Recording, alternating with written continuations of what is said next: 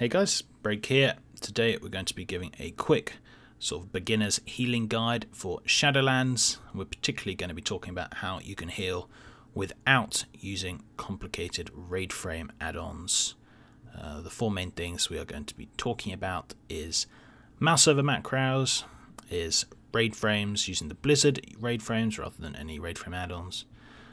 Then other add-ons that you can use to complement the Blizzard raid frames. And then lastly, some general tips. So those are what we're going to be talking about.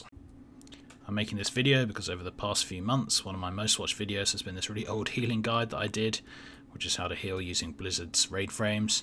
So I thought I would do a similar updated one for Shadowlands. As I said in my old video on this, there are lots of complicated healing add-ons in terms of raid frames that you can get. But I personally just like to use the Blizzard raid frames and basically heal just with the classic interface because I think it is the best in my opinion. So the basic idea is to use the Blizzard frames that I am using right now, as you can see. And to do that, all you have to do is go onto Interface and Raid Profiles, and from there you can easily choose what you want, and I will show you in just a second. So go onto Interface, Raid Profiles, and there you can select between like Dungeon. So I chose Dungeon as 2, 3, 5 obviously, and then Raid for all the others.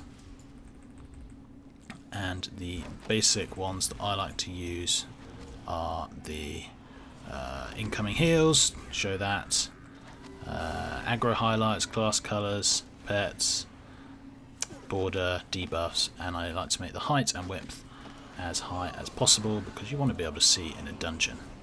Now I also like to move my raid frames, so if you just press this thing here and go unlock, you can move them around.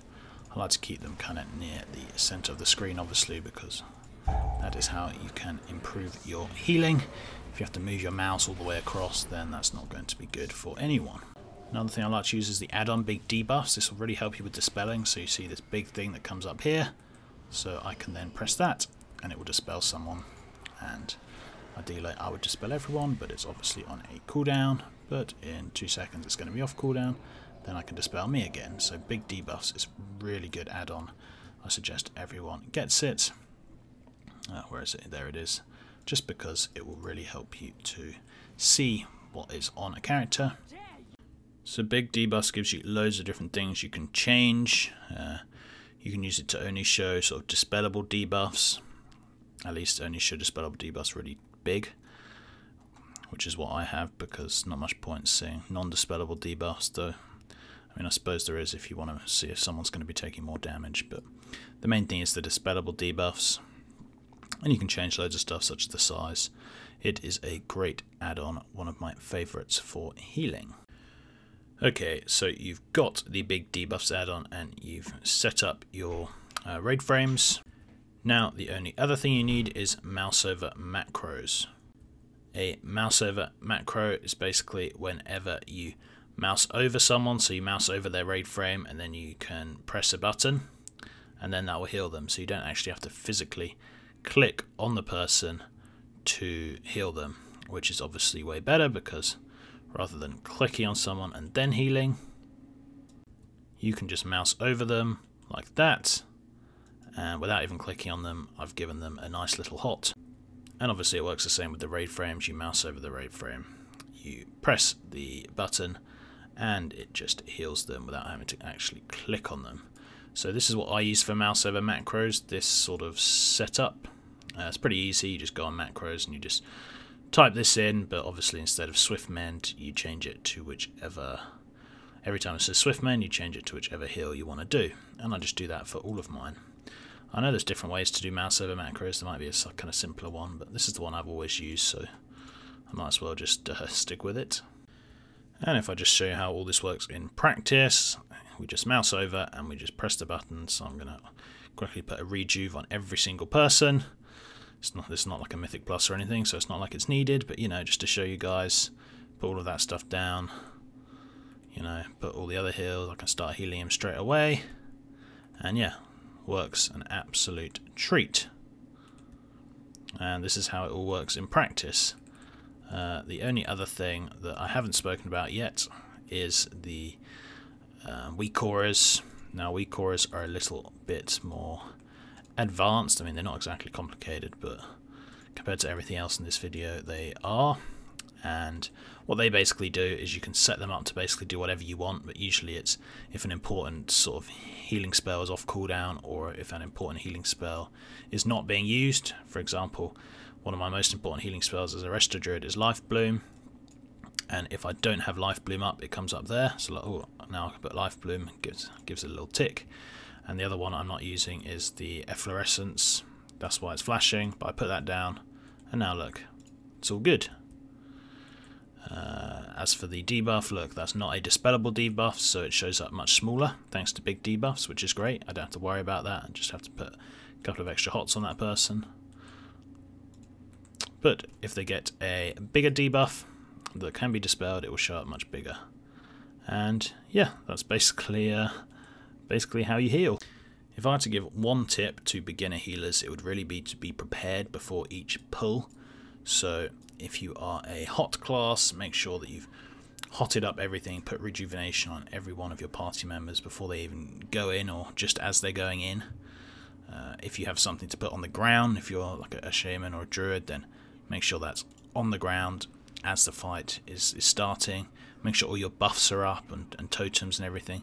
Just make sure everything is ready and prepared. The worst thing to do is to go into a fight and then not have some stuff up, and then you start putting the stuff up, but then people are starting to lose health, and then you can't react quickly enough. So that's my main advice to beginner healers, is just be really prepared at the start of the pull, and then the second people start dropping, you can just start heal them straight away when they just drop a small amount, and you won't have to worry about all the other stuff. And as long as you stay on top and stay sort of concentrating, you should be absolutely fine. Obviously, mana is an issue, but I at least haven't found it an issue at all so far. Maybe not. Maybe it's just not an issue in dungeons and Shadowlands. But I mean, in raids, obviously, watching out for your mana. But that's something to worry about later on. So just stay prepared, stay ready, and waiting to heal anyone as soon as they drop low, and save your cooldowns for emergencies. Don't just start popping all your best cooldowns because someone's dropped 20%. You know, just try and keep everyone as topped up as possible, just using your normal healing stuff. And then when things go a bit crazy, you can start popping the cooldowns and you'll have them ready. And that's basically it. Healing's really not too tricky. I find it really fun. And you can also obviously help out with the DPS and everything else, but those would be my top things to look out for. So yeah, I'm not going to cover weak auras in this video as I'm not an expert and they are fairly complicated. However, basically you can look up a guide on weak auras if you're interested, and you can download usually some sort of preset weak auras for your class. I don't use that, I just make them myself, but I use pretty basic ones. And again, this is a more advanced thing, but I really think they are useful, particularly for telling you if you're not using a spell, if you've forgotten to use a spell or whatever, and it will just pop up. I mean, it's very simple. You can literally just press new aura, icon, and then it will just show up, and you can add in the icon, such as exact spell ID. What's the spell ID? You can find that on Wowhead or whatever. Type that in, and then you can set it to do sort of conditions, like if it's off cooldown or whatever, and all of that good stuff. It's kind of a bit complicated, but you'll get the hang of it. And that is really that, guys. Hope you found it useful.